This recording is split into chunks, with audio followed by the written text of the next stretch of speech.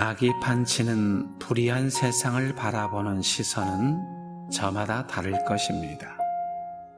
어떤 이는 불의한 세상에 동화되어 그곳에서 자신의 이득을 취합니다. 또 어떤 이는 내 일이 아니니까 하고 모른 채 하며 시선조차 회피하고 지나칩니다.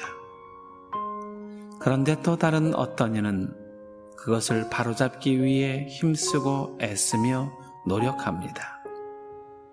불의하고 잘못된 것을 바로잡는 방법도 다양합니다. 하지만 비록 선한 결과를 위한 것이라 할지라도 거짓과 폭력이 정당화될 수는 없습니다. 이것은 선한 결과를 위한 동기와 과정 모두가 선해야 한다는 말입니다. 폭력이 정당화된다면 하나님의 사랑은 설 곳이 없기 때문입니다. 선지자는 눈앞의 현실 속에서 악인이 의를 애워싸 정의가 굳게 행해지는 것을 목격합니다. 의인보다 악인이 더 잘 된다면 이 땅의 역사는 불투명하게 될 것입니다. 그렇기에 악인이 득세하는 세상 가운데서 하나님의 침묵은 선지자를 더욱 고통스럽게 했던 것입니다. 드디어 하나님은 선지자에게 답변을 주십니다. 바벨론을 일으켜 악을 행하는 자들을 심판하신다는 것입니다. 그런데 이것은 선지자에게 더 큰 충격으로 다가옵니다.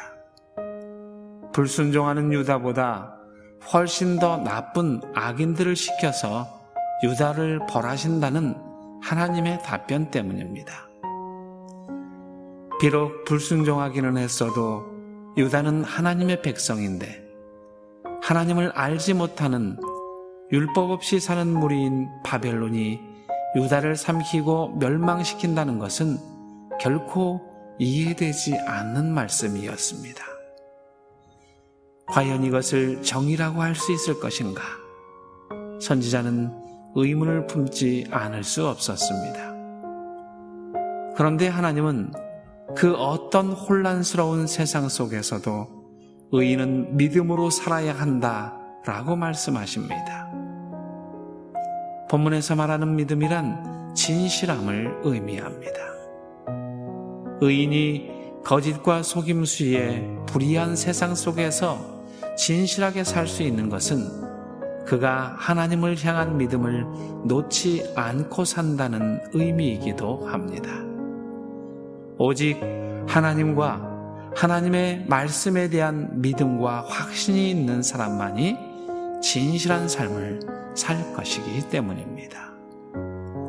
복잡하고 흔들리는 환경 속에서 믿음으로 살기 위해서는 하나님의 말씀에 집중해야 합니다.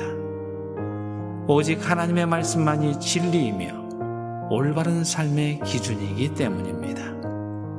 그렇기에 오늘처럼 혼란스럽고 복잡한 시대에 우리의 시선이 머물러야 할 곳은 이 세상의 그 어디가 아니라 하나님의 말씀인 성경이어야 합니다.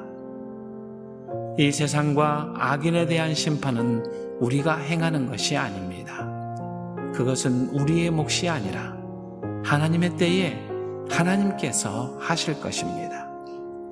그렇기에 오늘 우리는 우리가 해야 할 일, 곧 우리에게 주어진 삶을 하나님의 말씀을 따라 신실하게 믿음으로 살아내는 것이 중요합니다. 바로 이것이 우리에게 주신 우리 삶의 자리이기 때문입니다.